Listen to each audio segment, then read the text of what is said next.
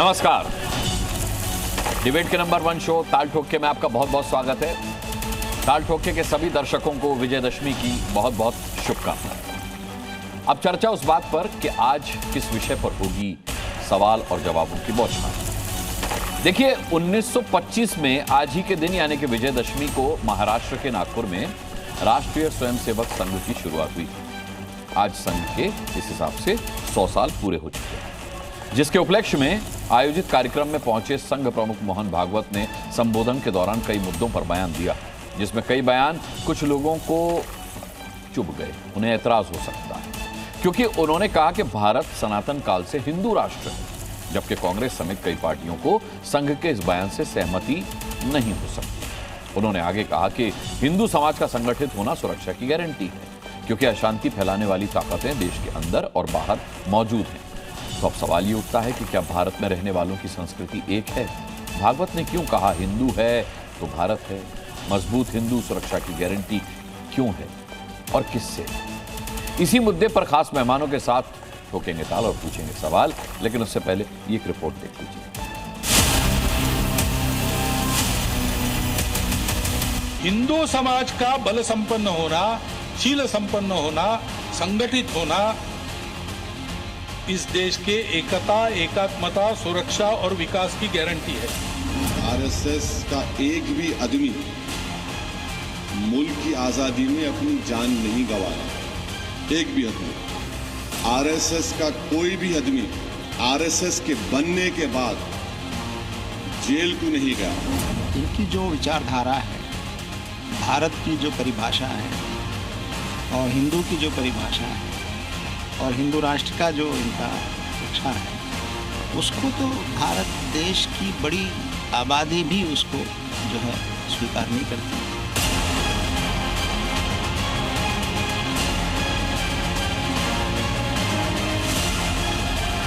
सनातन काल से अब तक ये हमारा प्राचीन हिंदू राष्ट्र है। आज मोहन भागवत से मेरे को सवाल है और आरएसएस से सवाल है कि आज महात्मा गांधी की जयंती है, राष्ट्रपिता बापू, उनके नाम पर पूरी दुनिया के तमाम देशों में कार्यक्रम हो रहा है। क्या आरएसएस की शाखाओं में और आरएसएस के कार्यालयों में आज महात्मा गांधी की जयंती मनाई जा रही है? समाज, देश, संस्कृति और राष्ट्र के नाते हम एक ही है, हम अलग नहीं है, हम विविध भी नहीं है। जब मोहन भागवत जी ने कहा कि हर मस्जिद में शिवलिंग नहीं ढूंढा जाना चाहिए, उसके बाद क्या हुआ? उसके बाद संभल का केस हो जाता है, उसके बाद बनारस में ज्ञानवापी में तमाम ऐसे मुद्दे हैं जो उनकी बात कोई सुनता नहीं है। मन में प्रतिक्रिया रखकर अथवा किसी समुदाय विशेष को उकसाने के लिए अपना शक्ति प्रदर्शन करना, ऐसी घटनाओं को योजना पूर्वक कराया जाता है। उसके चंगुल में फंसना नहीं चाहिए।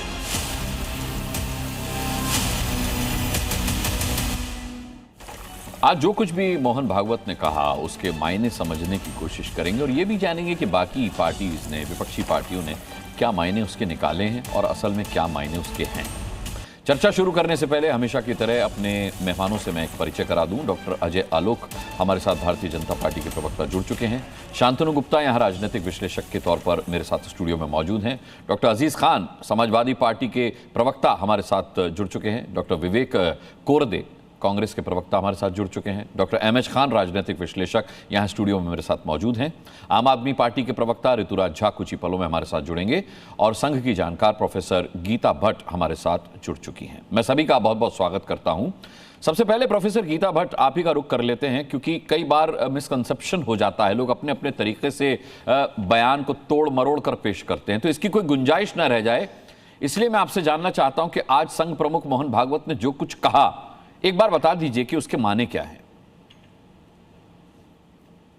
अनुराग जी नमस्कार जी। आज के जो स्मरणीय कार्यक्रम राष्ट्रीय स्वयंसेवक संघ के 100 वर्ष पूर्ण होने पर और विजयदशमी के अपने उद्बोधन में सरसंघ चालक जी ने जो बातें कही, उनको अगर हम उनका सार निकालें तो उसमें सबसे मुख्य बात यही रही कि भारत का जो समृद्ध इतिहास है उससे प्रेरणा लेते हुए आगे आने वाले समय में कौन सी ऐसी चुनौतियां हैं और उनके लिए किस प्रकार से कौन सा मार्ग हम निकाल सकते हैं, इन पर उन्होंने अपनी अपना उद्बोधन दिया। कई महत्वपूर्ण बिंदु जो थे उनमें से एक महत्वपूर्ण बिंदु ये रहा कि आज जो पिछले 5-6 वर्षों में भारत के पड़ोसी देशों में जिस प्रकार का प्रकरण चला है उनको ध्यान में रखते हुए यह समाज के बीच में हमें यह बात जरूर ले जानी चाहिए कि इस प्रकार के जो रेवोल्यूशंस जिन्हें हम कहते हैं, आंदोलन जिन्हें हम कहते हैं, वो जिस उद्देश्य से करे जाते हैं इतिहास गवाह है कि वह कभी उस उद्देश्य को हासिल नहीं कर पाते। और इनके लिए कहीं ना कहीं हमें इस बात का ध्यान रखना है। उन्होंने बाबा साहब अंबेडकर जी को भी उद्धृत करते हुए ये बात कही उनके भाषण में कि उन्होंने किस प्रकार से कहा था कि ये एक इस प्रकार ये अनार्की है, इस तरह के जो आंदोलन होते हैं। साथ ही सरसंघ चालक जी ने जो महत्वपूर्ण बिंदु रखे उनमें एक महत्वपूर्ण बिंदु ये रहा कि जो हिंदू समाज है आज जो भारतीय हम अपने आप की जो भारतीय संस्कृति को जो परिभाषित करते हैं वह जो संस्कृति है वह हिंदू संस्कृति है। और यह बात इसलिए उनको हिंदू जो समाज है उसको बल देने के लिए, उसको एकत्र करने के लिए की आवश्यकता है, क्योंकि इसी के द्वारा हम भारत को क्या एकीकरण कर सकते हैं। यह भी आप देखेंगे अगर मैं कुछ और 2 शब्दों में जोड़ना चाहूं तो जो भारत की का जो एक हम कहते हैं कि उदार संस्कृति है, या आज जो हम कहते हैं कि हम सांस्कृतिक रूप से हम सेकुलर हैं, वो है यही कारण है क्योंकि यहाँ भारत में आज जो हिंदू समाज है वह हम कह सकते हैं कि जो समाज का जो बड़ा हिस्सा है वो हिंदू समाज का हिस्सा है। इस वजह से ये बातें उन्होंने उद्धृत करी। ठीक है गीता जी, आपके पास मैं आता रहूंगा। डॉक्टर विवेक कोरदे, मैं अब आपका रिएक्शन जरूर लेना चाहूंगा क्योंकि योगी जी ने कहा था एक रहेंगे तो सेफ रहेंगे। थोड़ा इसी बात को संस्कृतनिष्ठ भाषा में आज मोहन भागवत साहब ने कहा है कि संगठित हिंदू जो हैं वो सुरक्षा की गारंटी हैं। आप इत्तेफाक रखते हैं इस बात से या आपत्ति जाहिर करना चाहेंगे? देखिए, ये जो संघ चालक है और संघ की जो नीति है वो नीति ये है कि लोगों में भ्रम फैलाना। अभी मैं पहली बात किया था, पहली बात उन्होंने कही कि हम सब भारतीय एक है, सब भारतीय हिंदू है। बीच में भी कहा था 4-5 साल पहले कि सबका डीएनए एक। तब मैंने पूछा था क्या जीना जी का और गोलवलकर जी का डीएनए एक है? लेकिन उनको ये कहने की आदत है। मैं 2 सवाल पूछना चाहता हूँ स्टार्टिंग रिमार्क में कि जो सावरकर ने जो व्याख्या की कि आसिंधु सिंधु पर्यंतः यस्य भारत भूमिका पितृभू पुण्यभूश्चैव हिंदू रीति श्रुता, यानी जिनकी मातृभू यानी जिनकी जन्मभूमि और जिनके श्रद्धा स्थान इस देश में है वही लोग हिंदू है, सिंधु नदी से सिंधु सप्त सागर तक। दूसरी बात, जो गोलवलकर जी जो इनके गुरु है, उनके गुरु ने ये लिखा नहीं, इसमें कंफ्यूजन कैसा है विवेक जी? इस देश का नाम भी तो हिंदुस्तान है। कोरदे जी, आप पूरा कर लेंगे तब तक किसी और के पास नहीं जाऊंगा, लेकिन मैं कंफ्यूजन, आपने कहा कि संघ जो है तो कंफ्यूज करता है, तो मैंने इस पे कहा। मैं वही तो कह रहा हूँ, आप मुझे पूरा मौका दीजिए। जरा गोलवलकर जी क्या बताते हैं मुसलमानों के बारे में वो तो सुनिए। गोलवलकर जी ने ये लिखा है कि इस देश के 3 अंतर्गत शत्रु है, एक है मुस्लिम, दूसरा है क्रिश्चियन और तीसरा है कम्युनिस्ट। अभी ये बात करने के लिए कि सभी भारतीय हिंदू है तो ये 2 लोगों ने गलत कहा, ये तो बात माननी चाहिए सबके पहले, और सीधे तरीके से उनका निषेध करना चाहिए कि ऐसी देशद्रोही फूट डालने में भारतीयों में जिन्होंने व्याख्या की वो लोग गलत थे। ये बात पहले कही, ये हो गई एक बात। दूसरी बात, कुछ शायद भीमराव अंबेडकर जी ने भी, बाबा साहेब अंबेडकर जी ने भी लिखा था इस बारे में, वो याद आ रहा है? क्या लिखा था बाबा साहेब अंबेडकर? नहीं, मैं आपसे पूछ रहा हूँ क्योंकि आप रेफरेंस दे रहे हैं तो मैं तो कुछ जानकारी के लिए पूछ रहा हूँ। बाबा साहेब अंबेडकर जी ने यह लिखा था कि अगर इस देश में हिंदू राष्ट्र आ जाएगा तो इस देश के ऊपर की ओर सबसे बड़ी आपत्ति हो। अच्छा, ये बाबा साहेब अंबेडकर ने लिखा है। तीसरी बात, आज गांधी जयंती के दिन जिससे हम राष्ट्रपिता कहते हैं, उन राष्ट्रपिता को ये गोलवलकर जी मानने को तैयार है क्या? गोलवलकर जी का आरएसएस अगर उनको मानने को तैयार है तो भारत की निर्मित एक पूर्ण नया राष्ट्र है और आइडिया ऑफ इंडिया पर निर्मित है। और जो बात आज किस लिए कहते हैं भागवत जी हमें मालूम नहीं, और गांधी जी ने तब कही थी कि ईश्वर अल्लाह तेरो नाम सबको सन्मति दे भगवान। अगर गांधी जयंती के दिन मोहन जी भागवत को यह सन्मति ईश्वर दे रहा है तो हम उसको स्वीकार करते हैं, लेकिन उसके साथ में हम ये अपेक्षा रखेंगे कि अभी जो योगी जी बात करते हैं कि डेंटिंग भी करेंगे और पेंटिंग भी करेंगे, और हमारे सम्माननीय प्रधानमंत्री जी ने जो बातें पिछले इलेक्शन में की थी उसको मैं दोहराना नहीं चाहता, लेकिन ये राम जादे नहीं, मैं आज नहीं दोहराऊंगा। आज गांधी जयंती है, हम गांधी जी को मानने वाले लोग हैं, इस दिन हम वो सब गंदी बातें करना नहीं चाहते। तो गांधी जी को तो मोहन भागवत भी मानते हैं, गांधी जी को कौन नहीं मानता इस देश में? अरे उन्हीं के विचारधारा ने तो गांधी जी को मारा है। अच्छा, उन्हीं के विचारधारा ने तो गांधी जी को मारा है। ये ठीक है, चलिए विवेक कोरदे मैं आता हूं आपके पास। डॉक्टर अजय आलोक, सवाल ये है कि मैंने गीता भट्ट जी से बाकायदा ये जानने की कोशिश भी की जिससे कोई कंफ्यूजन न रहे कि मोहन भागवत ने आज अपने संभाषण में क्या कुछ कहा, लेकिन उसके बावजूद विवेक कोरदे कह रहे हैं कि आरएसएस की इस तरीके की नीति है कि वो देश की जनता को दिग्भ्रमित करते हैं, असमंजस में डालते हैं। तो ये भाषण असमंजस में डालता है या इस भाषण को सुनने वाले लोग खुद असमंजस में पड़ गए हैं अपने अपने तरीके से उसका मतलब निकालने के चक्कर में? अनुराग जी, विकृत सेकुलर मानसिकता जब होती है तो ऐसे ही बोल निकलते हैं। ये कह रहे थे फादर ऑफ द नेशन, राष्ट्रपिता। 60 साल कांग्रेस का 70 साल शासन रहा। किस कॉन्स्टिट्यूशन के किताब में, किस कॉन्स्टिट्यूशनल उपाधि इनको कब दी गई? महात्मा गांधी को कांग्रेस ने कब दिया राष्ट्रपिता?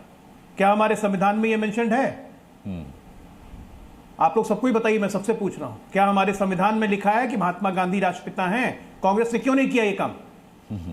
अपने घर में भारत रत्न में सबसे आगे, अब महात्मा गांधी को राष्ट्रपिता का संवैधानिक दर्जा तक नहीं दिया, यहां बोल रहे हैं राष्ट्रपिता। इसको कहते हैं विकृत सेकुलर मानसिकता। दूसरा, इन्होंने कहा ईश्वर अल्लाह तेरो नाम। किसने लिखा था भाई साहब ये गजल? बहुत ज्ञानी है आप, बताइए जरा। मैं बताता हूं, पंडित लक्ष्मणाचार्य जी ने लिखा था।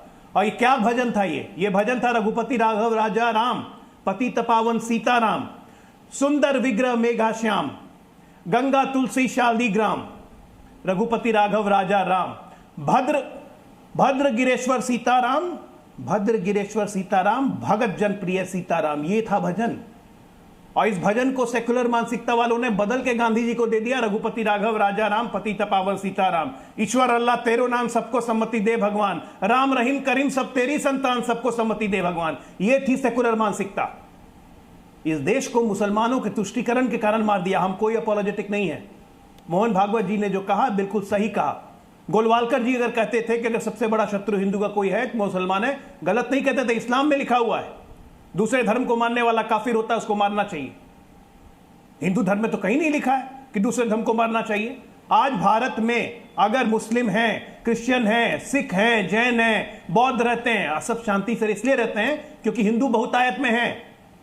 मैं दावे के साथ कहता हूं कि जिस दिन इस देश में 40-45% मुस्लिम आबादी हो गई, यह देश इस्लामिक राष्ट्र बन जाएगा। हिंदुओं की तो ताकत है नहीं ना इसको हिंदू राष्ट्र डिक्लेयर करने की। ऐसा नहीं है। यह देश मानसिकता से हिंदू राष्ट्र है और मानसिकता से हिंदू राष्ट्र रहेगा। आपके जैसे चंद कांग्रेसी जिनकी विकृत मानसिकता थी, जिन्होंने मुसलमानों को एक वोट बैंक की तरह इस्तेमाल किया, पहले देश का विभाजन करवाया भारत पाकिस्तान धर्म के नाम पर। और आज आप पूछते हैं कि जिन्ना और इनका डीएनए एक है गोलवालकर का? कभी एक नहीं हो सकता, कभी एक नहीं हो सकता, क्योंकि उनमें भारतीय प्रवृत्ति थी ही नहीं। इसीलिए पाकिस्तान बनाया उन्होंने।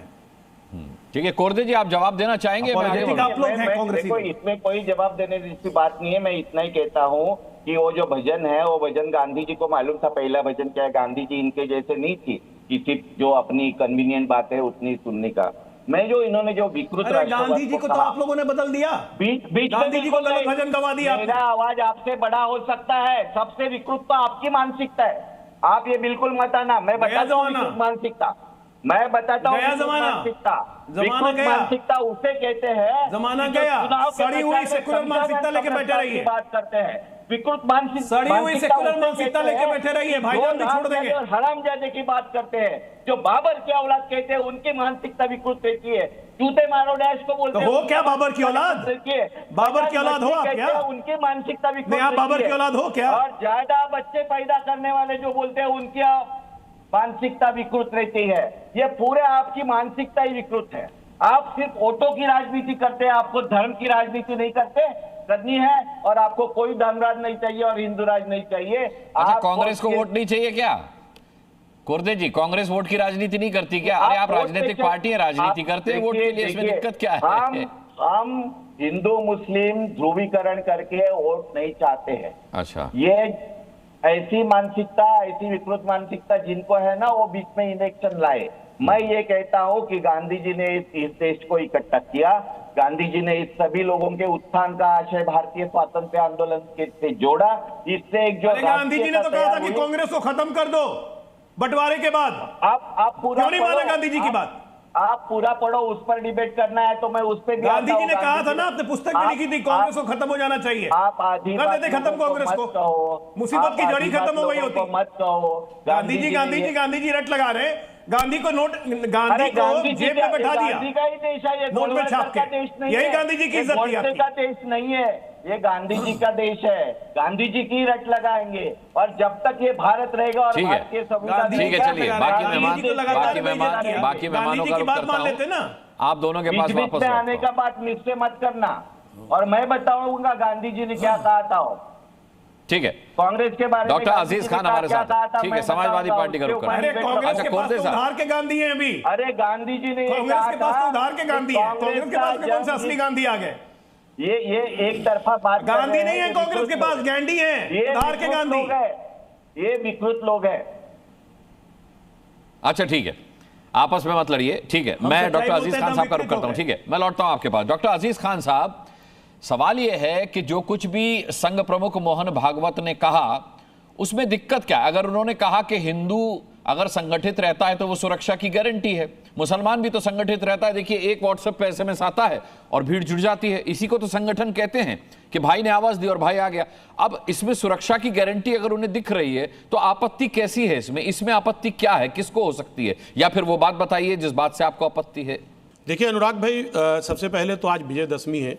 सभी मेरे भाइयों को बहुत बहुत बधाई, बहुत मुबारकबाद। आपको भी। और इस गांधी जयंती के शुभ अवसर पर मैं बहुत कड़वी बात नहीं रखना चाहता हूं, लेकिन जो दो चार सच्ची बात कहना चाहता हूं। मोहन भागवत जी ने आज कई सारी बातें कही और वाकई में दिल छूने वाली बात कही। एक तो उन्होंने, अभी गीता जी ने सारी बातें नहीं रखी, उन्होंने ये भी कही बात की पहलगाम में जो अटैक हुआ उससे ये अंदाजा लग गया कि पूरी दुनिया में हमारे दोस्त कौन कौन लोग हैं, और एक भी ढूंढे नहीं मिला। अफसोस की बात है, एक अकेला सब पर भारी, एक भी दोस्त नहीं। ये कहीं ना कहीं कटाक्ष है, बड़े लेवल पे कटाक्ष रहा। मोहन भागवत जी ने जो कटाक्ष किया कि इस हमले के बाद ये अंदाजा लग गया कि पूरी दुनिया में आपके साथ कौन खड़ा है, ये कटाक्ष रहा। दूसरी बात, अभी उन्होंने और भी बात कही कि पड़ोसी जो मुल्कों में हो रहा है, उन पड़ोसी मुल्कों में हालात बिगड़े और बहुत बिगड़े, उसके पीछे आखिर वजह क्या रही, उस पर भी चर्चा किया। कहीं ना कहीं संकेत दिया कि राजनीति में धैर्य और जनता की आवाज, जनता की बात सुनना आवश्यक होता है। उन्होंने इशारा किया, और इशारा करने के बाद जो लोग समझना चाहते हैं वो समझे, जो न समझना चाहे ना समझे। देखिए, बीजेपी और आरएसएस में यही तलखी है। आरएसएस जो कह रही है, बीजेपी उसे शायद मानती हो, क्योंकि आरएसएस तो पता नहीं क्या क्या बातें कहती है। अभी यूनिटी की बात हो रही है, यही मोहन भागवत जी कह रहे थे, साहब मुसलमानों के बगैर हिंदू अधूरा है, मुसलमान और हिंदू का डीएनए एक है। और आज आप देखिए कुछ अलग से स्टेटमेंट आ रहा है। तो कहा क्या जा रहा है, किया क्या जा रहा है, यह एक अलग इशू है, मैं उस पर जाना नहीं चाहता हूं। देखिए, दो तीन बातें हैं। आज 100 साल हो गए आरएसएस को। आरएसएस की उपलब्धि क्या है, हम जानना चाहते हैं। इस आरएसएस की उपलब्धि, जो राष्ट्रभक्ति की बात होती है, इसी राष्ट्र के निर्माण में जरा सा भी उपलब्धि नहीं है। राष्ट्र के निर्माण में, जब राष्ट्र में खून खराबा हो रहा था, जब राष्ट्र के लिए लोग लड़ रहे थे, तो एक भी राष्ट्र एक भी आरएसएस का आदमी उसमें शामिल नहीं हुआ, नहीं शामिल हुआ। यहां तक कि जो हमारे राष्ट्र का झंडा है उसको अपने मुख्यालय तक भी नहीं लगाया गया 50 साल तक। तो सवाल इस बात का है, कौन से राष्ट्रवादी की बात हो रही है, कौन से राष्ट्रहित की बात हो रही है? और यूनिटी की बात, यूनिटी होना चाहिए, मुल्क को यूनाइट होना चाहिए, इस देश के सभी लोगों को यूनाइट होना चाहिए, हर हिंदुस्तानी को यूनाइट होना चाहिए। बिल्कुल ठीक बात है, यूनाइट होना चाहिए, ठीक है, खाली हिंदू नहीं। ठीक है, मैं डॉक्टर अजीज खान लौटता हूं आपके पास। आपकी बात पर डॉक्टर अजय आलोक भी कुछ कहना चाहते हैं। डॉक्टर अजय आलोक, आपके पास आऊं उससे पहले प्रोफेसर गीता भट्ट को जोड़ना चाह रहे हैं इसमें। प्रोफेसर गीता भट्ट। अनुराग जी, अजीज जी को के कुछ जो उन्होंने तथ्य बोले उन्हें मैं ठीक करना चाहूंगी। सबसे पहले तो आप जो है बात को तोड़ मरोड़ कर कह रहे हैं। सरसंघचालक जी ने जो कहा कि कौन देश हमारे समक्ष खड़े हैं, आप एक उदाहरण के लिए शंघाई कॉरपोरेशन ऑर्गेनाइजेशन की जो बैठक हुई, वहां सभी देशों ने एक होकर पहलगाम में जिस प्रकार से धर्म पूछकर निहत्थे पर्यटकों की हत्या करी गई उसको पूर्ण रूप से खारिज किया, उसकी निंदा करी। ये एक उदाहरण है। और ऐसे आपको कई देश हैं जिन्होंने इस बात का खंडन किया और ये जो हमारे ऊपर जो आतंकी हमला हुआ उसका खंडन किया। पहली बात तो ये। दूसरी बात ये है कि आप बार बार जो जिस विषय को रख रहे हैं कि संघ ने क्या किया, मैं एक छोटा सा उदाहरण आज के प्रत्यक्ष में, आप बार बार इतिहास एक ही बात को आप पिछले 70 वर्षों से विपक्ष जो है दोहराने की का प्रयास कर रहा है। लेकिन आप ये मान लीजिए कि आज राष्ट्रीय स्वयंसेवक संघ इस समाज की मुख्य धारा है। ये आप मान, समाज ने उसको स्वीकारा है, समाज आज उसके साथ जुड़कर जो है काम कर रहा है। और संघ ने तो हमेशा कहा है कि हम कोई समाज से अलग नहीं है, हम समाज के बीच में भारत के अच्छे नागरिक बनाना चाहते हैं जो निस्वार्थ रूप से मां भारती की सेवा कर सके, सिर्फ इस उद्देश्य से कार्य कर रहे हैं। तो अभी धराली में गंगोत्री के पास एक इतना बड़ा हादसा हुआ, बादल फटने से कई लोग मर गए। सबसे पहले वहां पहुंचकर सेवा करने वाले, वहां मृतकों को निकालने वाले, वहां गांव में जो पहुंचने वाले, ठीक है गीता जी, मैं लौटता हूं शांतनु गुप्ता। मैं अजय आलोक आता हूं आपके पास। शांतनु गुप्ता, क्या आप डॉक्टर अजीज खान की बात का जवाब देना चाहेंगे? मैं आता हूं अजय आलोक आपके पास। शांतनु गुप्ता। देखिए अनुराग भाई, अजीज जी ने सबसे पहले विजयदशमी की बधाई दी सबको, लेकिन जब मैं मस्जिद के पास से गुजरता हूं और मुझे अजान की आवाज़ आती है तो उसमें कहता है कि अल्लाह को छोड़ के और कोई इबादत लायक ही नहीं है। मतलब मैं अगर राम की पूजा करता हूं, मैं कृष्ण की पूजा करता हूं तो लायक ही नहीं है। मैं रोज सुनता हूं 5 बार और पूरा भारत सुनता है। इससे सहिष्णु देश हो सकता है? इससे सहिष्णु हिंदू हो सकता है क्या? आलोक जी ने कहा अभी बहुत अच्छी बात कही। देखिए, हम अगर सेकुलरिज्म भारत में इसलिए नहीं है क्योंकि इंदिरा गांधी ने थोप दिया था 75 में इमरजेंसी में, इसलिए है क्योंकि हिंदू बहुतायत है। जहां हिंदू बहुतायत नहीं है, चाहे वो कश्मीर हो, चाहे केरला के वो जिले हो, चाहे वो बंगाल के जिले हो, वहां पे सेकुलरिज्म चला गया है। आपको बंगाल में दुर्गा पूजा की रैली निकालने के लिए हाई कोर्ट जाना पड़ता है, आपको त्यौहार मनाने के लिए हाई कोर्ट जाना पड़ता है। अब वो कब तक हम मना पाएंगे? तो ये बात है कि विजयदशमी की उन्होंने सामने से दे दी, वो अलतकिया तो है, ठीक है, सामने से मैं अच्छा बोलता हूँ, अच्छा लगेगा, लेकिन उनके मन में है क्या? वो तो कह रहे हैं, वो तो काफिर की डेफिनेशन है। मैं कुरान खोलता हूँ, मेरे लिए डेफिनेशन लिखी है उसमें, आप इस्लाम फॉलो नहीं करते तो ऐसा है, और मुझे मारने के तरीके लिखे हैं उसमें। अच्छा, अगर मैं उसको खोलूंगा, मुझे बता दे कोई मौलवी उसका और क्या दूसरा अर्थ हो सकता है। दूसरी बात, मैं भी पढ़ रहा था, अंबेडकर जी को बात आई, अंबेडकर जी का क्या कहना था इस्लाम पे। 2 पंक्तियां उन्हीं की किताब के हिंदू तर्जुमा से पढ़ूंगा। मैं चाहता भी था आप पढ़ें, इसीलिए मैंने याद दिलाया। हाँ, बिल्कुल आपने ठीक रेफरेंस दिया। उन्होंने सावरकर जी को कहा तो उनको मैं काउंटर कोट कर दूं। अंबेडकर का मानना था कि इस्लाम के सिद्धांत के अनुसार एक मुसलमान के लिए भारत उसकी मातृभूमि नहीं हो सकता, क्योंकि एक मुसलमान की वफादारी उसके धार्मिक सिद्धांत पर टिकी है, ना कि उसके निवास स्थान पर। एक और बस एक लाइन का कोट, अंबेडकर जी का मानना था कि इस्लाम में भाईचारा केवल मुसलमान होने तक सीमित है, जो मानवता का सार्वभौम बंधुत्व नहीं है। आखिरी बात बस, उनका मानना था कि इस्लाम एक बंद धर्म के रूप में है, जो मुसलमान और गैर मुसलमान में बहुत जोर से भेदभाव करता है। ये याद दिला रहा था। अंबेडकर जी आधा कोट करते हैं। जो अंबेडकर को ठीक से पढ़ ले, वो मीम नहीं बोलेगा फिर कभी। वो मीम को छोड़ जाएगा कभी। तो उन्होंने बड़े कन्वीनियंटली उनका कुछ ले लिया, और जो उन्होंने इस्लाम में बड़ा कराया तो वो तो उनकी किताब है, partition of India and Pakistan. उसको पढ़ ले एक बार, नीले कलर की किताब, उसे पढ़ ले तो लोग अंबेडकर जी की तस्वीर लगाना छोड़ देंगे पीछे। अच्छा, एमएस खान साहब, ये जो आप बधाई राय देते हैं, कह रहे हैं अलतकैया, ये अलतकैया क्या होता है? मतलब मैं ये समझना चाह रहा हूँ, आउट ऑफ कॉन्टेक्स्ट, ये डिबेट का टॉपिक नहीं है, लेकिन ये बड़ी बार शब्द सुन चुका हूँ मैं, इसका क्या मतलब है? और ये क्या मुसलमान इस को फॉलो करते हैं? ये कह रहे कि भाई अगर आप विजयदशमी की शुभकामनाएं दे रहे हैं तो ये अलतकैया है, क्या है ये? नहीं, मैं विजयदशमी की त्यौहार की, दशहरे के त्यौहार की पूरे देश के अपने भाई बहनों को बधाई देता हूँ और अब महात्मा गांधी की जयंती में भी सबको बधाई देता हूँ। और ये कहना गलत बधाई नहीं दे रहे हैं ना, इसका मतलब ये कि आप रावण के एग्जिस्टेंस को भी स्वीकार कर रहे हैं, राम की भी एग्जिस्टेंस को स्वीकार कर रहे हैं। और यहाँ शांतनु गुप्ता का कहना है कि अल्लाह के अलावा अब मुस्लिम्स किसी एग्जिस्टेंस को मानते नहीं हैं, अगर मान रहे हैं तो ये अलतकैया है। तो मैं ये जानना चाह रहा हूँ ये क्या है फिर? नहीं, ये तो कहा ही नहीं गया कहीं। अच्छा, कहा गया है कि दूसरे अभी तो बता रहे हैं कि मैं कुरान खोलता हूँ तो नहीं, वो कौन सी कुरान खोलते हैं वो जाना जाना हम नहीं जानते हैं। हम जो जानते हैं जिसमें जी रहे हैं कि दूसरे के खुदाओं को, दूसरे के पैगंबर को, दूसरे को दूत को बुरा मत कहो, ये हम कहते हैं, ये हमारा धर्म कहता है।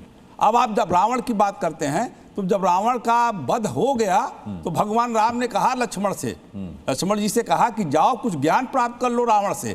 तो कहाँ खड़े हुए? सिधाने जाके खड़े हो गए और कहा कुछ ज्ञान नहीं मिला। कहा तुम खड़े कहाँ थे? कहा सिधाने खड़े थे। कहा नहीं, पैताने जाके खड़े हो, पैर के सामने खड़े हो। तो राम जी ने जब लक्ष्मण जी को रावण जी के पैर के नीचे खड़े होकर ज्ञान लेने के लिए बात कही तो इसमें दुश्मनी कहाँ से आ गई? रावण जलाया क्यों फिर जाता है? क्यों जलाया जाता है साहब? जब दीक्षा लेने के लिए भगवान राम कह रहे हैं और इसी चीज पे कह रहे हैं। देखिए, घमंड बहुत खराब चीज होती है। रावण ने कहा कि अरे ये राम तो बनवासी है, धनुष लेके घूमता है, 2 मिनट में मसल दूंगा। मारा गया आखिर। कंस कह रहा था कृष्ण जी के लिए कि ये कृष्ण क्या कह रही, तो लीला वाला है, ये तो माखन चोर है, इसको जब चाहेंगे मार देंगे। तो कंस का अंत किया ना श्री कृष्ण जी ने। तो अहंकार बहुत खराब चीज होती है, अहंकार में नहीं रहना चाहिए। सब जन सद्भाव रखना चाहिए इस देश में। जो संविधान हमारा कहता है उस संविधान के हिसाब से चलना चाहिए। वो मोहन भागवत जी क्या कह रहे हैं, क्या सुन रहे हैं, हमसे कोई मतलब नहीं। हम जहाँ रहते हैं, जिस मोहल्ले में रहते हैं, हम 200 मकान हिंदुओं के हैं और हम अकेले रहते हैं। मैं सुरक्षित हूँ, मुझे कोई खतरा नहीं है। ये कहना आदरणीय प्रधानमंत्री मोदी जी ने कहा। खतरा नहीं है, आपको खतरा नहीं है, नहीं आपके खतरे की तो बात ही नहीं हो। लेकिन नहीं, लंबे समय से चर्चा का विषय है कि जहां मुस्लिम बहुलता है वहां हिंदू सुरक्षित नहीं है। अच्छा, तो सुन लीजिए ना, आदरणीय प्रधानमंत्री जी ने कहा कि मैं बचपने में से लेकर जवानी तक हमारे घर में ईद में खाना नहीं बनता था, बगल से खाना आता था, खाना वही खाते थे हम।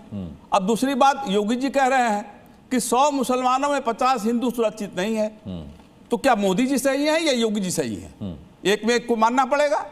तो ये दोनों ही सही हो सकते हैं। नहीं, दोनों कैसे सही हो सकते हैं? अरे नहीं, मैंने अपना एग्जाम्पल दे दिया, तो 100 हिंदुओं में मैं सुरक्षित हूं, सिर्फ एक राय 100 मुसलमानों में हिंदू भी सुरक्षित है। को लेकर किसी की एक राय थोड़ी हो सकती है। नहीं, ये एक राय, सबको एक राय करना पड़ेगा। एक राय, एक संविधान है, एक झंडा है, संविधान के हिसाब से चलना पड़ेगा और इंसान को इंसान की तरह मानना पड़ेगा, जानवर की तरह नहीं मानना पड़ेगा। जिस तरह से काम हो रहे हैं, बीच बीच में जो चीजें चल रही हैं, वो धर्म, किसी धर्म के खिलाफ है। इस्लाम ही नहीं, हिंदू धर्म के भी खिलाफ है कि आप किसी की हत्या ना करें, आप किसी को दुख ना पहुंचाएं, आप किसी को भूखा मत सुलाएं। हमारे तो यहाँ ये भी कहा गया कि अगर आपके घर के बगल में 40 घर बाएं 40 घर दाहिने, अगर कोई सो गया भूखा, चाहे हिंदू हो, चाहे मुसलमान हो, चाहे ईसाई हो, कुछ भी हो, उसमें मुसलमान नहीं कहा गया है। अगर वो भूखा सो गया तो तुम्हारा खाना हराम है। जहां ये भावना हो वहां इतनी बात कही जा रही है। अगर मोहन भागवत जी ने कहा कि सबका डीएनए एक है, तो मैं मान लेता हूं हमारा डीएनए एक है। हम कहां मना कर रहे हैं डीएनए हमारा खराब है?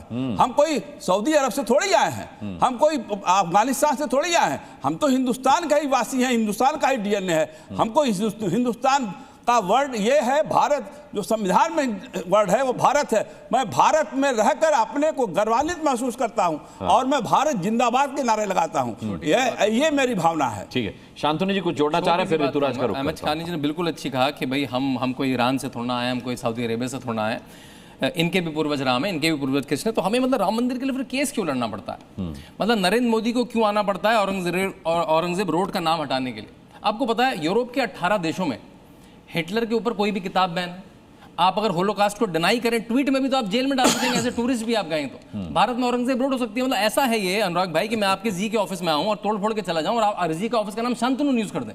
ऐसा हमने, मतलब कोई बेवकूफ देश होगा जिसकी सड़क पे उसके तोड़ने वाले का, फोड़ने वालों के नाम उसके सड़कों के नाम पे कोई हटवाते क्यों नहीं? एक पैनल मुसलमानों को बनाना चाहिए। हमारे हीरो औरंगजेब नहीं है, अब्दुल हमीद हो सकते हैं, एपीजे अब्दुल कलाम हो सकते हैं, लेकिन औरंगजेब, बाबर, अकबर हमारे हीरो नहीं है। ये चिल्ला चिल्ला के बोलना पड़ेगा। औरंगजेब, बाबर हमारे हीरो नहीं है। तो मोदी से पहले, नरेंद्र मोदी से पहले आपने, मुझे बोलने दीजिए, नरेंद्र मोदी से पहले क्यों नहीं निकाले आपने? नरेंद्र मोदी से आने पहले क्यों नहीं जुलूस निकाले आपने? क्यों नहीं हर मुहर्रम में, हर ईद में बोला और हटवाए उन रोडों के नाम? आज भी आप उनमें हीरो ढूंढते हैं, आपके सारे नेता उनमें हीरो ढूंढते हैं। ठीक है, एमएस खान साहब, मैं कह रहा हूं कि आज भी मैं कह रहा हूं कि न बाबर, न हुमायूं और न कोई मुगल शासक हमारा हीरो नहीं है, न हमारे वो मार्गदर्शक हैं, हम उनको नहीं मानते हैं। ये अच्छी बात है, ये बिल्कुल नहीं मानता हूं मैं। और अगर नाम हटा रहे हैं आप तो हटाइए, कौन मना कर रहा है आपको? औरंगजेब का नाम हटाइए, फला का नाम हटाइए, जिसका नाम हटाना चाहिए हटाइए, हमें एतराज नहीं है, हम भारतीय हैं। ऐसे अहमद खान साहब नहीं थे 10 साल पहले, ये बदले से रुके जनाब के। अब कमाल है, आप ही बदल दिया मुझे। अब तो हम कह सकते हैं ये बड़ा नया रुख है, अच्छी बात है, अच्छी बात है कि शांतनु गुप्ता जी ने बदल दिया मुझे। अरे अब तो ये कह सकते हैं शांतनु गुप्ता जी ने मुझे बदल दिया। अरे भाई आप ही ने बदल दिया, मैं कहता आप ही ने बदल दिया मुझे। अरे आप बदल देंगे तो बड़ी बात, लेकिन ये मेरी मूल विचारधारा है, मैं इसके खिलाफ नहीं जाता हूं। मैं इंसान को इंसान समझता हूं, जानवर को जानवर समझता हूं, और भाईचारे का इतिहास हमारा है। मैं फिर वही एक बात कह दूं कि 100 घर हिंदू हैं, मैं अकेला हूं, और उस एक सामने एक पार्क है, एकता पार्क, उसका नाम मैंने रखा है और मैंने रखा है। 100 हिंदुओं ने समर्थन किया है, और 15 अगस्त 26 जनवरी को मैं झंडारोहण खुद करता हूं। लोग मुझसे जबरदस्ती करवाते हैं कि नहीं खान साहब आप झंडारोहण करेंगे, तो कहां भाईचारा गड़बड़ हो रहा है? 100 हिंदुओं ने समर्थन किया एकता पार्क का, ये बड़ी खबर नहीं है। बड़ी खबर तो ये कि कितने मुसलमान आपके साथ खड़े हैं। सारे मुसलमान वहां जो 2-3-4 और हैं वो भी खड़े हैं, 2-3-4 वो भी खड़े हैं। वो भी आपकी फैमिली के होंगे? नहीं, हमारी फैमिली की थोड़ी है। अगल बगल 2-3 है, ऐसा थोड़ी अकेला मेरा घर है। इसी का उल्टा तो मुश्किल है, 100 मुसलमानों में एक हिंदू सुरक्षित है क्या? नहीं यार, योगी जी की बात मान रहे हो का? कश्मीर में देखा ना मैंने, मैंने तो केरला में देखा, योगी जी की बात मान रहे हो क्या? कश्मीर में तो योगी जी नहीं है, केरला में तो योगी जी नहीं है, बंगाल के जिलों में तो योगी जी नहीं है। चलिए शांतनु जी, चलिए बढ़िया पड़ेगा, कानून व्यवस्था सब बात करते हैं वो। चलिए ठीक है, ऋतुराज झा हमारे साथ है। ऋतुराज झा, सीधा सा सवाल है कि हर भारतवासी हिंदू, फिर कैसा किंतु परंतु? अनुराग जी, सबसे पहले तो आरएसएस दावा करता है कि आरएसएस राष्ट्रवादी संगठन है। मैं ये पूछना चाहता हूं कि 100 साल हो गए आरएसएस को, 100 साल में आज तक एक भी आरएसएस प्रमुख, कोई दलित, कोई पिछड़ा, कोई अल्पसंख्यक, कोई आदिवासी या कोई महिला क्यों नहीं हुआ है? ये इस बात का सबसे बड़ा प्रमाण है कि आदिवासी विरोधी हैं, दलित विरोधी हैं, महिला विरोधी हैं। आजादी के 52 सालों तक इन्होंने सोचिए कि राष्ट्रीय ध्वज को नागपुर में नहीं फहराया, क्योंकि ये संविधान को नहीं मानते हैं, ये आरक्षण विरोधी हैं, ये दलितों से नफरत करते हैं, ये महिलाओं से नफरत करते हैं। आजादी के इतिहास के अंदर में देखा गया कि किस तरीके से अंग्रेजों के लिए जो है सो सेकेंड वर्ल्ड वॉर में लड़ने के लिए फौज की भर्ती करवा रहे थे आरएसएस के लोग, मुखभरी कर रहे थे, सावरकर को पेंशन दे रही थी अंग्रेज, और मोहम्मद अली जिन्ना के पार्टी के साथ मिल करके हिंदू महासभा ने और इनके आकाओं ने बंगाल में सरकार बनाया था और फाइनेंस मिनिस्टर बने थे। इनके सबसे बड़े नेता मोहम्मद अली जिन्ना से तो इतना प्यार था कि सबसे बड़े नेता आडवाणी जी जिन्ना जी के मजार पे चादर चढ़ाने गए थे। तो आरएसएस का इतिहास बहुत अच्छे से पता है। आरएसएस संविधान विरोधी है, आरएसएस महिला और दलित विरोधी है, आदिवासी विरोधी है, आरएसएस राष्ट्रीय ध्वज को नहीं मानती है, संविधान को नहीं मानती है। इनका जो काला इतिहास है, आरएसएस के विचारधारा से गॉडसे पैदा हुए थे, जिन्होंने गांधी की हत्या करने की कोशिश करी थी। तो ऐसा है आरएसएस का संगठन। ठीक है, और ऐसे आरएसएस के संगठन को हम लोग मैं चाहूंगा ऋतुराज झा की बात का जवाब कौन देना चाहेगा? कौन देना चाहेगा? गीता आप देना चाहेंगे या अजय आलोक आप देना चाहेंगे? अजय आलोक बोलिए, मैं आता हूं गीता इसके बाद आपके पास। कुछ लगता है तबीयत ठीक नहीं है इनकी, ऋतुराज झा की। गांधी की हत्या की कोशिश गोडसे ने नहीं की थी, गांधी की हत्या गोडसे ने की थी। तबीयत खराब है क्या? दूसरी बात, गोडसे आरएसएस का ही आदमी था। बीच में मत बोलिए, बोल दिया आप, निकल गया मुंह से, आपके निकल गया मुंह से। शांति से सुनिए। इंडिया अगेंस्ट करप्शन में भारत का झंडा लेके घूमने वाले, करप्शन के इतने चार्जेस लगा के मुख्यमंत्री बन के जेल में बैठे रहे। यहां पे बात करते हैं भारतीय संविधान और तिरंगा की। संविधान में लिखा हुआ है क्या कि एक मुख्यमंत्री जो जेल में रहेगा, जेल से ही मुख्यमंत्री बनकर रहेगा? ये संविधान की इज्जत है आपकी? सबसे बड़े लोमड़ी हैं आप इस भारतीय राजनीति के। नहीं चाहिए। कप्तीवाल जिसको कहते हैं ना, सबसे बड़े लोमड़ी। पैसा लेते हुए पकड़ा गया। अब दूसरा जो एक मिनट अभी तो शुरू किया, अभी कहां उछलने लगे आप लोग? क्या अभी कहां से उछलने लगे? हमको इतिहास धैर्य ईमानदारी का धैर्य रखिए। अभी से ज्यादा सब आप अपने आप विलुप्त हो जाइएगा पन्नों में। सारे करप्ट अरे आपका तो इतिहास 10 साल का है ना, विलुप्त। अनुराग जी ऐसे बीच में बोल रहे हैं, कोई फायदा है? अच्छा ऋतुराज, बात सुन लीजिए। ऋतुराज जी बात सुन लीजिए, मैं आपको काउंटर का मौका दूंगा। चलाने वाले लोग, फर्जी केस करके जेल में डालने वाले लोग, हमें आप लोगों से अरे आरएसएस से कहां पहुंच गए? फर्जी राष्ट्रभक्तों से। आपने जो सवाल पूछे थे उसका जवाब ले रहा हूं मैं, वो सुन लीजिए। अजय आलोक बोलिए। आरएसएस अगर देशभक्त संस्था है तो आरएसएस के विचारधारा के आदेश से अरे भाई एक बीच में क्यों बोल रहे हैं? वहां पर मैं शिक्षा अनुराग, ऐसे क्या मतलब है? इनका फेडर डाउन कीजिए तब तो बोलूंगा। आरएसएस चिल्लाने दीजिए। अच्छा ठीक है ऋतुराज जी, आपकी बात हो गई। अब डॉक्टर अजय आलोक से इसका जवाब ले रहा हूं, बोलिए। देखिए, इनको जितना जवाब देना था मैंने दे दिया, मिर्ची लग गई इनको, इनकी हकीकत सबके सामने बयान कर दी। अब यहाँ बात हो रही है कि डीएनए, मैं बोल रहा हूं कि डीएनए साहब का एक है। जिन्ना का डीएनए, गोलवालकर का डीएनए एक नहीं था, क्योंकि जिन्ना की अगर आप पुश्ते ट्रेस करेंगे तो जिन्ना आए थे ईरान से, शिया मुसलमान थे, ईरान से डिसेंडेंट था, चौथी पुश्त थे यहाँ पे जिन्ना। लेकिन एजाज भाई आप हो गए, एमएच खान साहब हो गए, अगर कालांतर में आपके पूर्वजों ने धर्म परिवर्तन नहीं किया होता तो आज एजाज की जगह आप अमित होते। अमित खान साहब भी हिंदू ही होता, अजीज खान अमित भाई साहब होते और कुछ और होता, लेकिन खैर नहीं हो सका। इसलिए कहते हैं कि डीएनए एक है, क्योंकि भारत के मुसलमान 99.5% कन्वर्टेड मुसलमान है। आज उसमें से बहुत सारे मुसलमान छोड़ के वापस हिंदू धर्म में आ भी रहे। हम तो किसी को फोर्सिबली कन्वर्ट नहीं करवा रहे हैं। बात यहां हो रही है कि क्या गारंटी है, आप ये बताइए ना, कि 57 इस्लामिक राष्ट्र, 57 इस्लामिक राष्ट्र, जितने मुस्लिम रेफ्यूजी हैं पूरे वर्ल्ड में, चाहे वो जर्मनी जाए, चाहे वो लंदन जाए, चाहे फ्रांस जाए, चाहे हिंदुस्तान आए, ये सब गैर इस्लामिक राष्ट्र में क्यों जाते हैं? ये सब गैर इस्लामिक राष्ट्र में क्यों जाते हैं? अरे यार क्यों बीच में बोल रहे हैं आप? आपको कुछ इलाज की जरूरत है।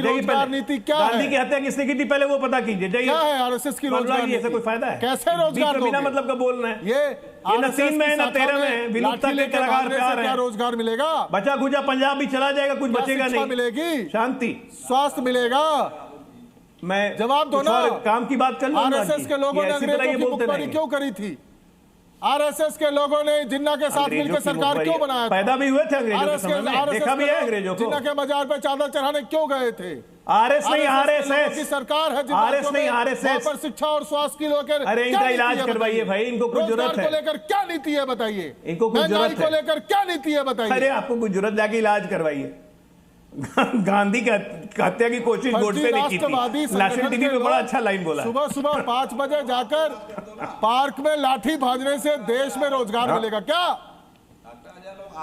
शिक्षा मिलेगी क्या? पार्क में जाके लाठी नहीं भाजते। साहब कह रहे हैं डॉक्टर अजय आलोक आप डॉक्टर, इनका इलाज क्यों नहीं करते? ऋतुराज अपने गांव में जाके पूछिए। राष्ट्रवादी लोग सब दूसरे से क्यों इलाज कराएंगे? पैसा मुझे पता बीमारी ना, अरे मुझे बीमारी पता है।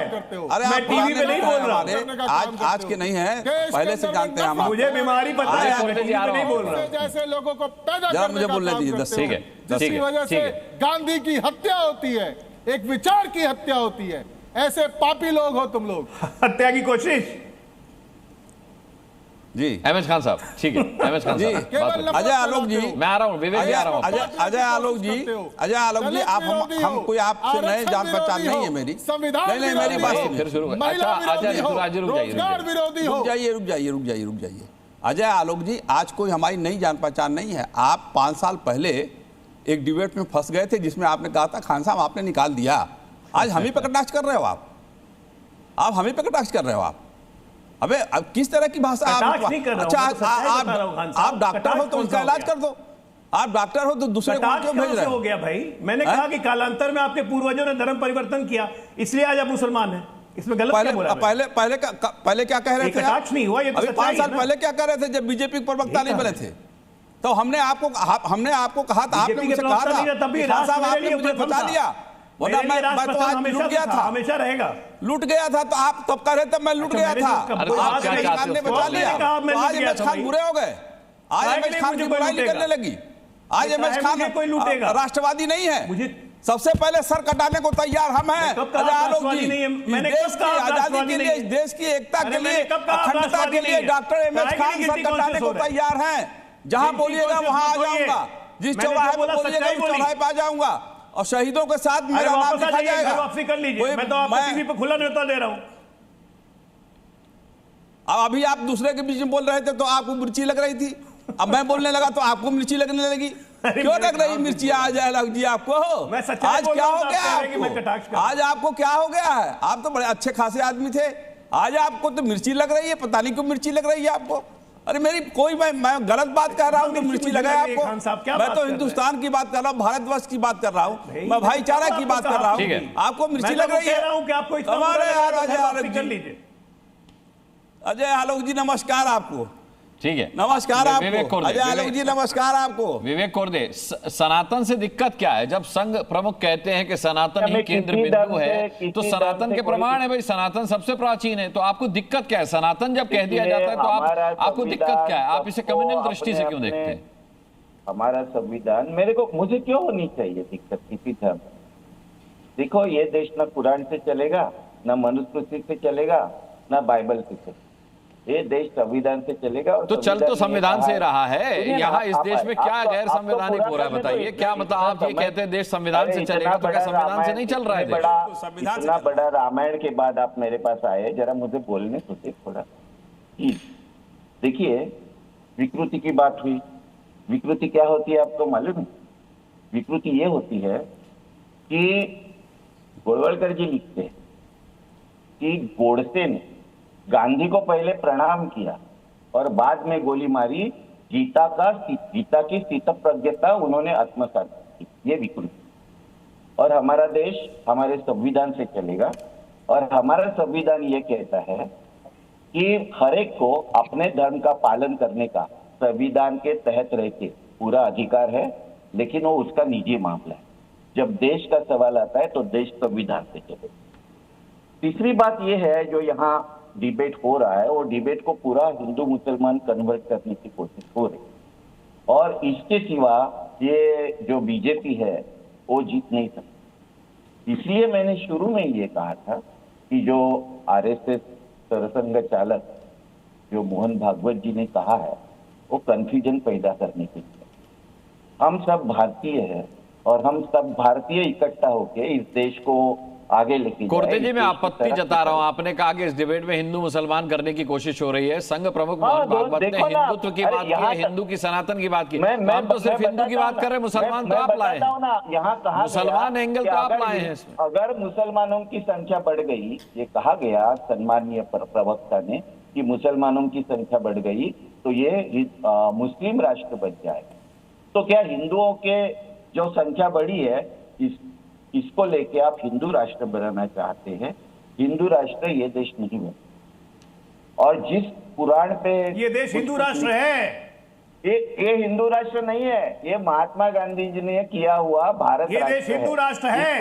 अरे ये महात्मा गांधी से पहले भी राष्ट्र था भाई, ये महात्मा गांधी से पहले भी राष्ट्र था। महात्मा गांधी से पहले भी इस देश का एक इतिहास रहा है। कैसी बातें कर रहे हैं आप? महात्मा गांधी से शुरू करेंगे क्या? उस बड़े और जो गौरवपूर्ण इतिहास है, वो इतिहास में दलितों की स्थिति क्या थी? वेद अगर सुना भी तो उसको कौन सी शिक्षा दी जाती थी? मनुस्मृति में अलग अलग वर्ण को क्या शिक्षाओं का वर्णन किया था? ये सब बताइए, फिर वो लोगों के सामने रखे कि देखिए। इसी मनुस्मृति के चक्कर में स्वामी जी ने हिंदू धर्म से निकाल दिया राहुल गांधी को, पता है ना?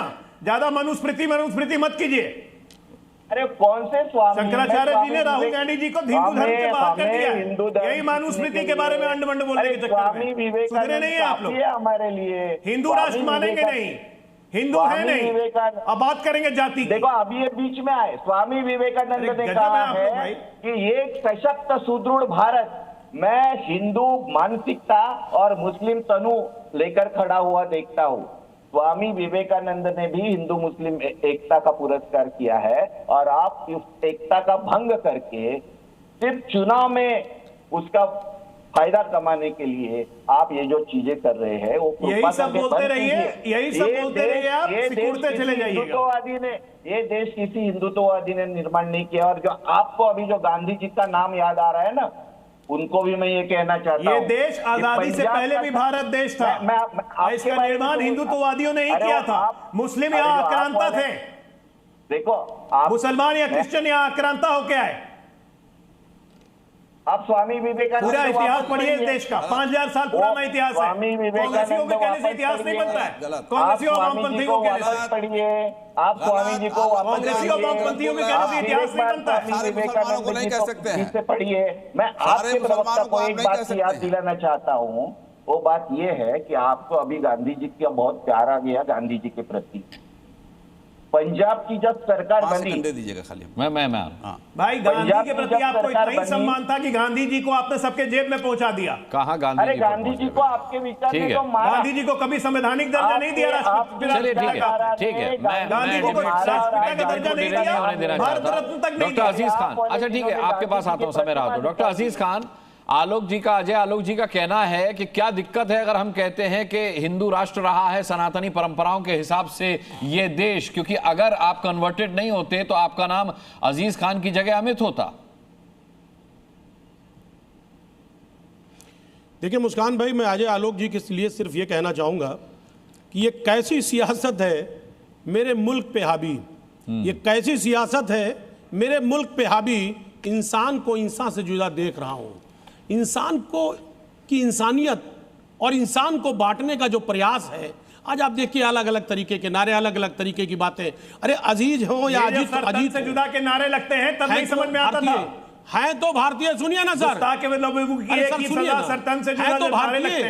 तब एजाज खान आपको ये इंसानियत नहीं दिखाई देती। आज आपको इंसानियत दिखाई दे रही है। अजीज खान, अब ये अजय भाई यार, इतने संभ्रांत प्रवक्ता हो आप, कहाँ बीच में आप आ रहे हो?